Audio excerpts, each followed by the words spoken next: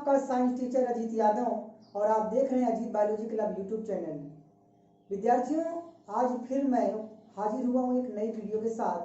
पिछले video lecture class में अभी तक हमने क्लास 7 के 2 वीडियो लेक्चर क्लास आपको दिए हैं। आज मैं कक्षा 7 का वीडियो लेक्चर 3 लेकर आया हूँ, जो कि पहला लेसन है पादपों में पोषण, न्यूट्रिशन इन प्लांट। पिछली क्लास में हम न्यूट्रिशन इन प्लांट के बारे में डिस्कस कर रहे थे कि पौधों में जो पोषण होता है वो किस प्रकार से होता है। इसी टॉपिक को फिर हम आगे बढ़ाएंगे कि पादपों में न्यूट्रिशन की जो प्रक्रिया है, जो प्रोसेस है, वो किस प्रकार से है। तो पिछली क्लास में आप लोगों को हमने जो पादपों में जो पोषण होता है कैसे होता है, यानी पौधों में जो पोषण है वो कैसा है, स्वपोषण है, यानी पौधे आउटोट्रॉपिक होते हैं, और जो भोजन के घटक होते हैं उनके बारे में भी हम डिस्कस कर चुके हैं। और पौधों में पोषण के दौरान, यानी जब पौधे भोजन बनाते हैं तो कौन कौन से खाद्य पदार्थों का संचय करते हैं, वो किन खाद्य पदार्थों का संश्लेषण होता है। क्योंकि हमने पिछली वीडियो लेक्चर में आप लोगों को पौधों में प्रकाश संश्लेषण क्रिया के बारे में समझाया था कि पौधों में भोजन बनाने की जो प्रक्रिया है वो प्रकाश संश्लेषण होती है।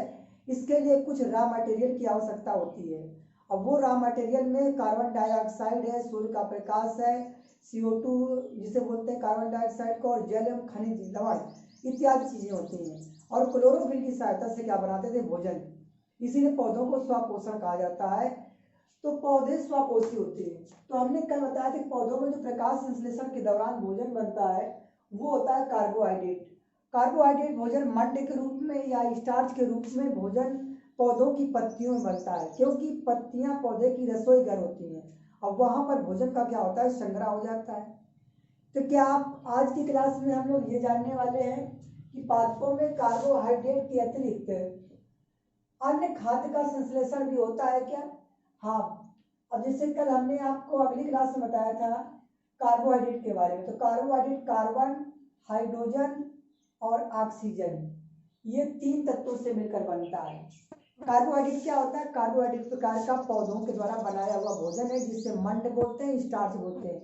यानी कार्बोहाइड्रेट का प्रकार मंड या स्टार्च उसी को बोला जाता है, जो पत्तियों में भोजन के रूप में क्या होता है, संग्रहित हो जाता है।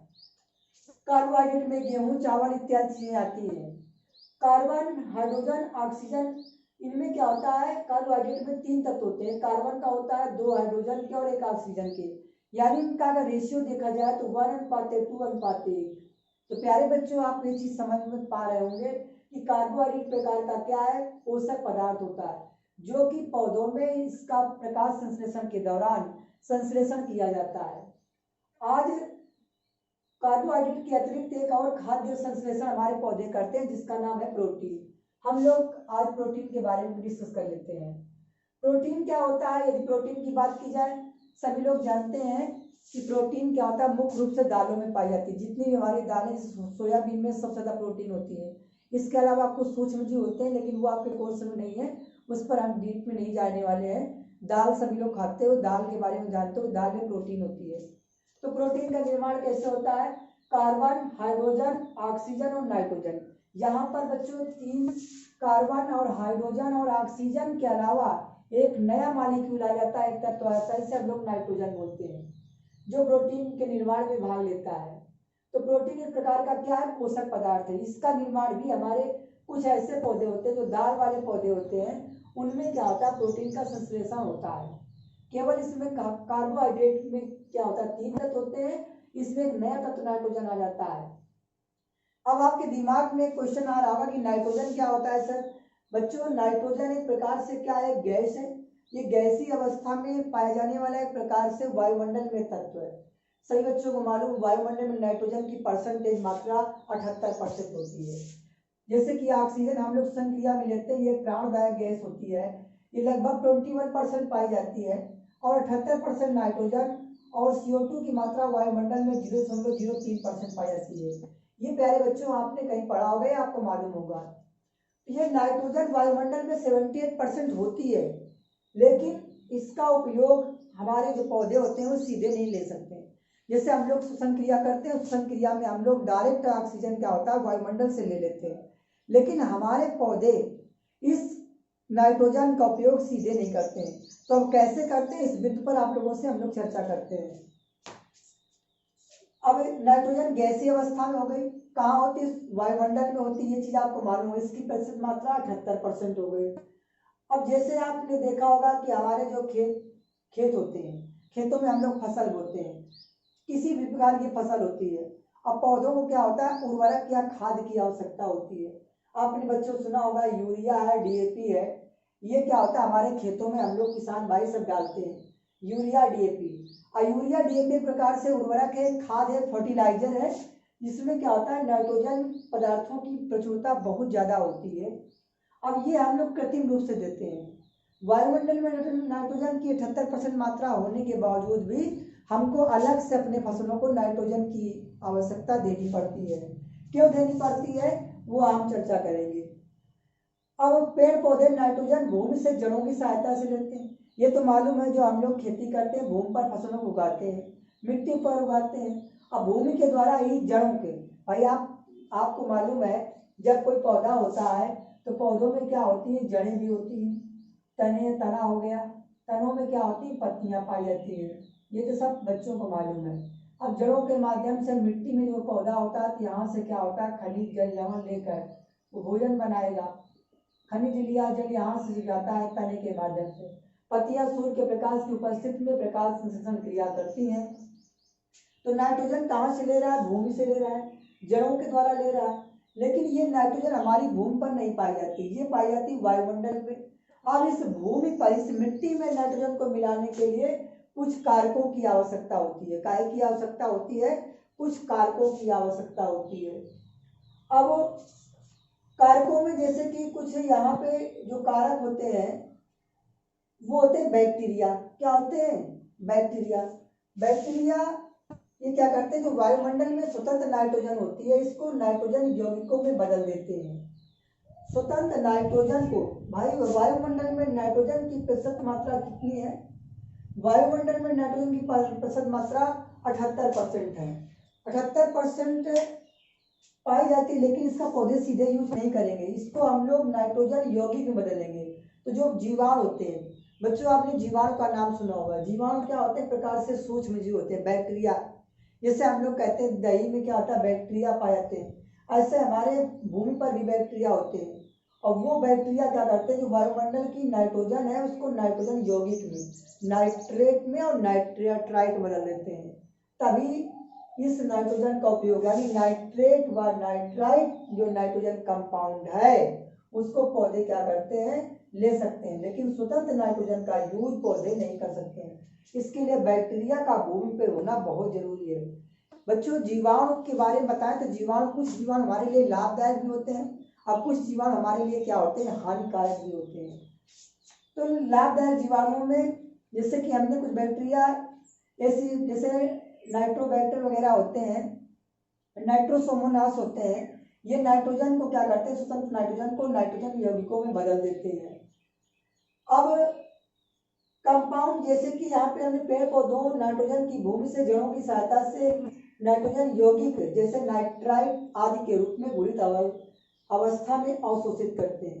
हमारे पौधे जब ये बैक्टीरिया क्या करते हैं, स्वतंत्र नाइट्रोजन को नाइट्रोजन यौगिक नाइट्रेट व नाइट्रेट में जीवाणु बदल देते हैं।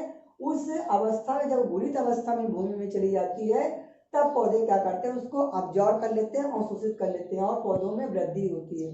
नाइट्रोजन क्या होता है, नाइट्रोजन बेटा पौधों का एक प्रमुख पोषक तत्व है जो पौधों की वृद्धि और विकास के लिए मुख्य रूप से आवश्यक होता है। अब नाइट्रोजन का स्थिरीकरण यानी नाइट्रोजन का फिक्सन आप समझ गए किस तरीके से हमारी भूमि पर नाइट्रोजन क्या होता है, फिक्स हो जाती है, वो बैक्टीरिया के द्वारा। बेटा बात हम लोग यहाँ पे करते हैं पादपों में पोषण की अन्य विधियां। आप लोगों ने ये तो चीज समझ लिया कि पौधों में हम पोषण पढ़ रहे हैं, न्यूट्रिशन इन प्लांट, यानी पौधे कार्बोहाइड्रेट बनाए या प्रोटीन बनाए या वसा बनाए या जो भी बनाए, जितने भी हमारे पौधे हैं जो भोजन बनाते हैं, जो भोजन बनाते हैं हमको भी खिलाते हैं और स्वयं भी खाते हैं। इस तरीके से पौधों में पोषण तो हो जाता है। लेकिन कुछ हमारे ऐसे भी पौधे हैं बेटा जो अपना भोजन स्वयं नहीं बना पाते हैं। तो उन पौधों में क्या विधियां है भोजन बनाने की, उनमें ऐसी कौन सी तरकीब है जो लोग भोजन नहीं बना पाते हैं, जो पौधों में भोजन नहीं बनता है तो वो अपने आप को जीवित कैसे रखते हैं। यानी उन पादपों में ऐसे पौधे जो भोजन नहीं बना सकते, भाई प्रकाश संश्लेषण क्रिया के दौरान तो भोजन पौधों में बनता है, लेकिन जिन पौधों में बेटा क्या होता है, पोषण यानी प्रकाश संश्लेषण क्रिया के लिए आवश्यक कारक नहीं होते, जैसे क्लोरोफिल। आपको मालूम है पौधों में एक प्रकार से पिगमेंट होता है हरे रंग का पत्तियों में, पत्तियां पौधों की रसोई घर होती हैं, लेकिन क्लोरोफिल ना मौजूद होने की वजह से भोजन नहीं बना पाते। यानी अब वो पौधे कैसे भोजन का संश्लेषित करते हैं, वो कैसे जीवित रहते हैं, किस प्रकार से भोजन प्राप्त करते हैं, इन सारे सवालों के जवाब मैं आपको इस वीडियो में अभी दे रहा हूँ कि वो पौधे जो भोजन नहीं बना सकते, जिन पौधों में क्लोरोफिल नहीं होता है, वो कैसे जीवित रहेंगे या उनमें भोजन का क्या माध्यम है, चलिए हम लोग देखते हैं। अब ऐसे पौधे जिनमें क्या होता है, क्लोरोफिल नहीं होता है। क्या नहीं होता है? क्लोरोफिल। हमने ये बात आप लोगों से किया था कि पादपों में पोषण की जो विधियां होती हैं, अब पादपों में अधिकांश पौधे स्वपोषी होते हैं, यानी अपना भोजन स्वयं बना लेते हैं, लेकिन कुछ ऐसे पौधे हैं जो अपना भोजन स्वयं नहीं बना पाते हैं। और जो पौधे स्वयं भोजन नहीं बना पाते हैं तो उनमें क्या होता है, जिनमें यानी क्लोरोफिल नहीं होता है, तो वो पौधे कैसे जीवित रहते हैं, उनमें भोजन का क्या माध्यम है, यानी पोषण की उसमें विधि क्या है, उन पौधों को क्या कहा जाता है। यहाँ पर विद्यार्थियों, यदि जिन पौधों में भोजन बनाने की क्षमता नहीं पाई जाती या ऐसा वो कारक अनुपस्थित होता है जिसकी वजह से वो भोजन बनाने में क्या होते हैं, असमर्थ होते हैं, ऐसे पौधों को हेटेरोट्रॉफिक कहा गया है, विषमपोषी होते हैं, वो स्वपोषी पौधे नहीं होते। उनमें से एक पौधा मैं ले रहा हूँ जिसका नाम है अमरबेल।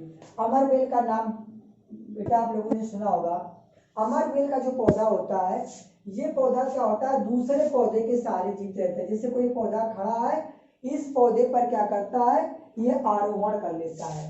आरोहण का मतलब इसके सहारे इसके ऊपर चढ़ जाता है और इसी के शरीर से अपने चूसकों को उसके अंदर इंटर करा देता है और उसी से भोजन प्राप्त करने लगता है। तो ऐसे पौधे जिनमें क्या होता है, क्लोरोफिल नहीं होता है, ये पौधे कैसे होते हैं, आरोहित होते हैं। उस पौधे का क्या नाम है, अमरबेल। अमरबेल कैसा पौधा है, प्रकार का परजीवी पौधा है। ये उसी पौधे से भोजन ग्रहण करता है जिस पौधे के ऊपर क्या करता है, ये आरोहण कर लेता है। और ऐसे पौधों को परजीवी पादप कहा जाता है। पर माने दूसरों के सहारे जीवित रहने वाले पौधों को हम क्या कहते हैं, परजीवी। परजीवी प्लांट क्या होता है बेटा, ऐसा पौधा जो किसी दूसरे पौधे के ऊपर अपनी लाइफ स्टाइल को डिपेंड करा देता है, वो परजीवी पौधा। यदि आपसे पूछा परजीवी पादप क्या होता है, तो अमरबेल कैसा पौधा, परजीवी है।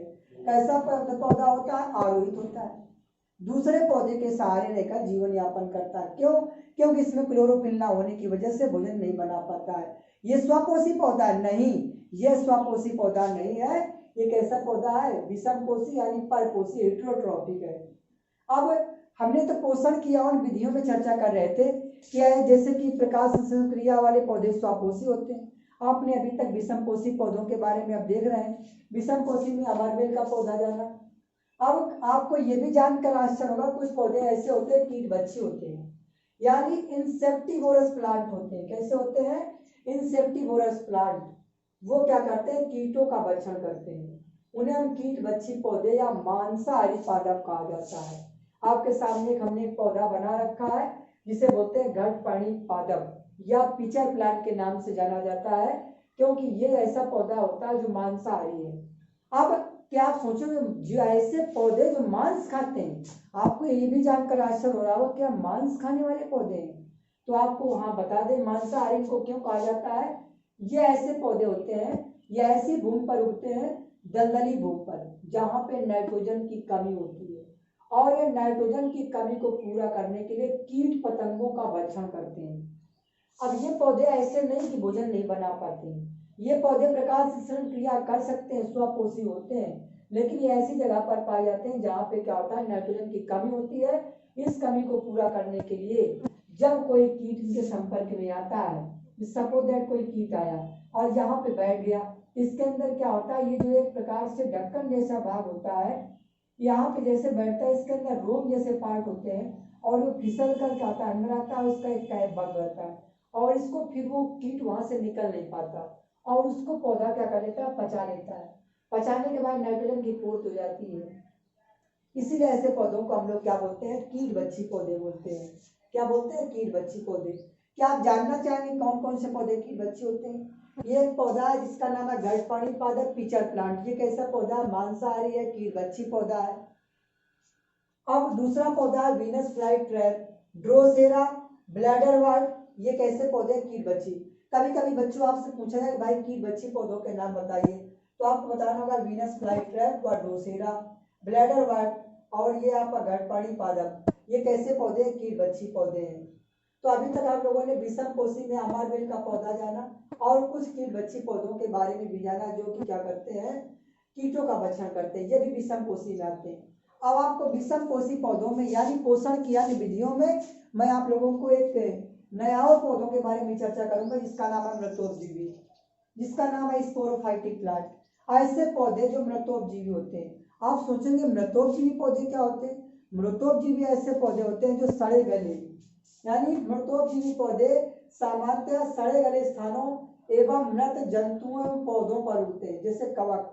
आपने देखा होगा कि हमारे घर में जब क्या होता है, खाना बनता है बरसात के मौसम में या रोटी या भोजन क्या होता है, जब काफी लंबे समय तक रहता है तो रोटियों में फफूंद लग जाती है। रोटियों में फफूंद लगने का सबसे बड़ा कारण क्या होता है? उसमें कवक उगाते हैं और वो एक प्रकार से पौधे हैं। रोटियों में ईस्ट जमा हो जाती है सफेद सफेद, या हमारे सड़े गले सब्जियां हम फेंक देते हैं घर में, उनमें छोटे छोटे मशरूम जगाते हैं।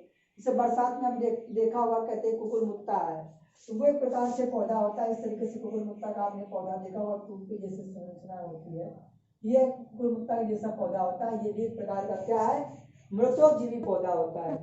तो मशरूम राइजोपस ईस्ट पेनिसिलियम ये क्या है? कवक है। ये क्या है? मृतोपजीवी पौधे होते हैं। क्यों? क्योंकि ये सड़े गले स्थानों पर पाए जाते हैं। कहाँ कहाँ पर मिलते हैं? सड़े गले स्थानों, आचार में, चमड़े में, कपड़े में, पदार्थों आदि जगहों पर होते हैं। कवकों की वृद्धि के लिए वर्षा ऋतु अच्छी होती है। कवकों के बीजाणु नम एवं उष्ण वातावरण में अंकुरित होकर नए पौधे को जन्म देता है।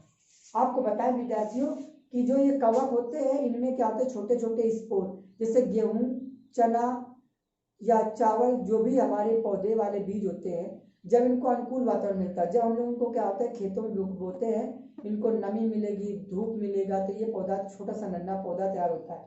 इसी तरीके से कवकों के होते हैं बीजाणु, उनको हम बीज बोलते हैं बीजाणु, इसे स्पोर भी बोला जाता है। जब इनको वातावरण ऐसा मिलता है, नम मिल जाता है या उष्ण मिल जाता है, तो वहीं पर ये पनपते हैं और नए पौधे को जन्म देते हैं। प्यारे बच्चों, कवकों से हमारे शरीर में कुछ रोग भी होते हैं, जैसे दाद, खाद, खुजली। इस समय ब्लैक फंगस चल रहा है, ये भी कवकों के द्वारा होने वाले प्रकार का एक डेंजरस रोग है। माइकोसिस साइरोसिस जो म्यूकरसाइरोसिस नामक कवक से होता है, ब्लैक फंगस। तो कवकों से बीमारियां भी होती हैं। कवक प्रकार का सूक्ष्म पौधा भी होता है। तो आपने मृतोपजीवी पौधों के बारे में भी जाना। मृतोपजीवी में मशरूम राइजोपस ईस्ट पेनिसिलियम, जैसे ईस्ट का नाम सुना होगा, बेकरी उद्योग में जो हम लोग ब्रेड खाते हैं उसमें भी ईस्ट का उपयोग किया जाता है, तो वो एक प्रकार का पौधा होता है। तो मांसाहारी पौधों के बारे में आपने जाना, ये घड़पानी पादप हो गया। तो आज की क्लास में हमने पादपों में कार्बोहाइड्रेट के अतिरिक्त और भी जो फूड मटेरियल का संश्लेषण होता है, जैसे प्रोटीन है, वसा है इत्यादि के बारे में जाना कि प्रोटीन का निर्माण कैसे होता है।